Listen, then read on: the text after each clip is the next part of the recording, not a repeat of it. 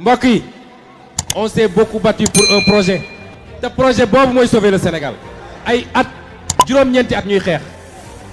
joxuñu nit xaalis. yéen ñi safoo di seetaan les talibé Sonko TV dalatilee nag jàmm ci xibaar Ousmane Sonko nag secrétaire bi nu ko secrétaire fële nga xam se ne moo di ca këram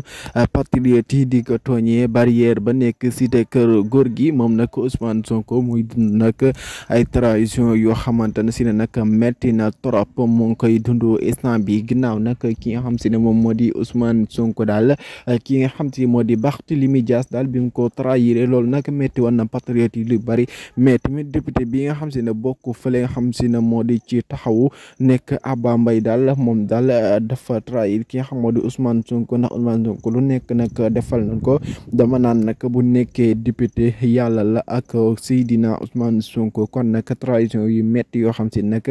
ki nga xam moo di Ousmane Sonko moo ngi koy dund metti na trop mais day tax mu gën a xam boppam xam ki mu doon xam ni muy war a fréquenter la benn xarit rek la muy Guy Marius Sagna.